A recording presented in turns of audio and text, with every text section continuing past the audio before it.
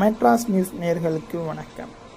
மகாராஷ்டிரா மாநிலத்தில் உள்ள ஒரு ரயில் நிலையத்தில் தந்தையும் மகனும் வரும் ரயில் முன் பாய்ந்து தற்கொலை. தற்கொலைக்கான காரணங்கள் இன்னும் தெரிய வரவில்லை. போலீஸ் விசாரணை நடைபெற்று வருகின்றன.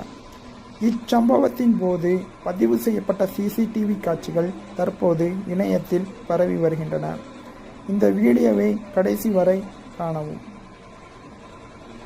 இந்த வீடியோ காட்சியில் அவர்களின் கடைசி நிமிடங்கள் பதிவு செய்யப்பட்டுள்ளன.